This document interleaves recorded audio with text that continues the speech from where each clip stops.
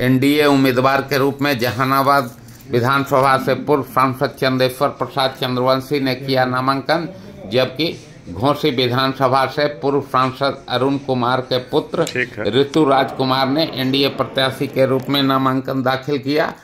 नामांकन दाखिल करने के बाद निकले दोनों प्रत्याशियों ने कहा कि अब एनडीए मगध में पूरी तरह से मजबूत हो गया है, महागठबंधन का सफाया होगा तथा विकास की गति भी तेज होगी। दोनों नेताओं के बाहर निकलते ही उनके समर्थकों ने पुष्प फूल माला से लाद दिया, जेसीबी से भी पुष्प वर्षा की गई एवं जिंदाबाद के खूब नारे भी लगे। दोनों उम्मीदवारों के साथ साथ नीतीश एवं नरेंद्र मोदी के भी समर्थन में खूब नारे लगाए जा रहे थे। उसके बाद दोनों नेताओं गांधी मैदान पहुंचे, जहां एक सभा हुई जिसमें एनडीए को सभी लोगों ने जिताने की अपील की। मौके पर ऋतु राजकुमार ने कहा, कई वर्षों से वहाँ जब लाल झंडाधारी आ गए और लाल झंडाधारी जहाँ भी जाते हैं वहाँ विकास का कार्य रुक जाता है। ये बहुत ही नेचुरल एक फेनोमिनन है।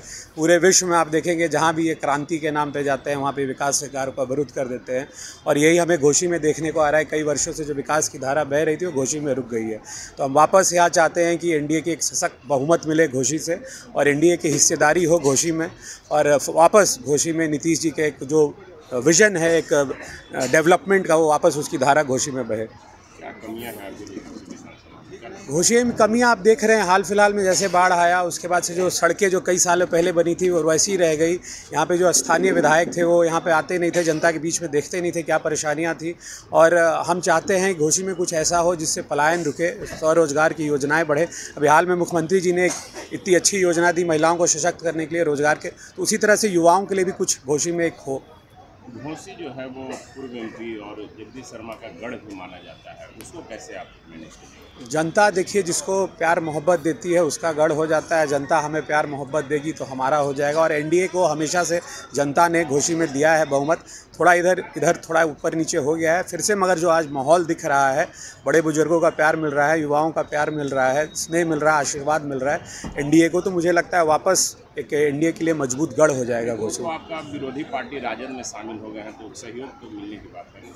नहीं, तो उनसे सहयोग की बात अभी है भी नहीं, क्योंकि वहाँ पे तो माले लड़ रही है। और महागठबंधन में जो अभी स्थिति है, मुझे तो लगता नहीं है कि महागठबंधन में सभी एक दूसरे को खुद ही सहयोग करेंगे।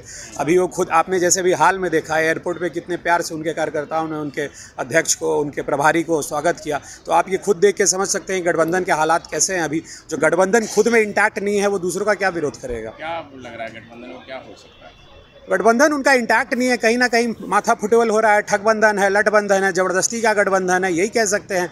उनके खुद के कार्यकर्ता उनके पदाधिकारियों को दौड़ा दौड़ा के मार रहे हैं, तो ये मुझे कुछ कहने की ज़रूरत तो है नहीं। घोसी की जनता को क्या कहना चाहिए? घोसी की जनता को मैं यही कहना चाहूँगा कि आप एक युवा को मौका दें।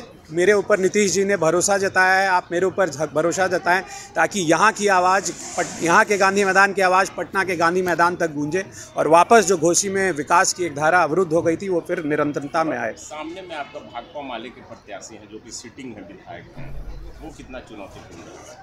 माले चुनौतीपूर्ण क्यों रहेगा? ये एनडीए का गढ़ रहा है पहले भी घोसी, और वहाँ पे लोग चाहते हैं एनडीए को। लोगों में मैं जब गया बीच में तो मुझे देख के समझ में आया कि वापस एनडीए की एक लहर है। एनडीए के लिए जो बीच में उनसे हो गया ऊपर नीचे, वो लोग अब वापस चाह रहे कि उस गलती को हम सुधार लें।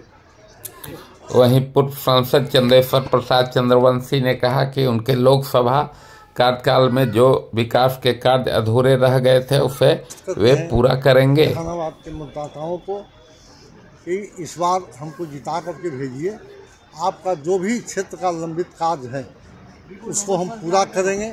और हम लोग इसलिए यह आश्वासन दे रहे हैं कि अभी एनडीए की सरकार है और देश में नरेंद्र मोदी जी हैं प्रधानमंत्री, और बिहार में आदरणीय नीतीश कुमार जी विकास पुरुष हैं।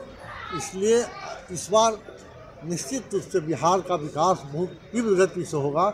उसमें जहानाबाद भी पीछे नहीं रहे, उसमें शामिल हो। इसलिए हम मतदाताओं से आग्रह करेंगे कि गलती नहीं करके एनडीए के तीर छाप निशान जो है यहाँ उस पर बटन दबा करके विजयी बनाने का काम।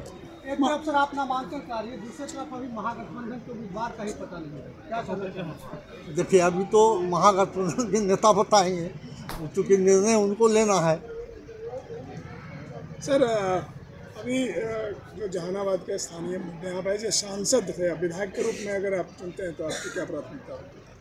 देखिए, सबसे पहले तो हम आपको बताना चाहेंगे, आप पहले भी बताए हैं आप लोग, कि यह जो जहानाबाद का अंडरपास है, ये यहाँ का सबसे विकट समस्या है और हम इसके लिए एमपी रहते हुए बहुत प्रयास किया है और इसका कार्य बहुत आगे बढ़ चुका है और हम पूरा उम्मीद करते हैं कि हम जैसे ही जीतेंगे विधानसभा से तो पहला काम मेरा होगा कि इस कार्य को प्रारंभ करना।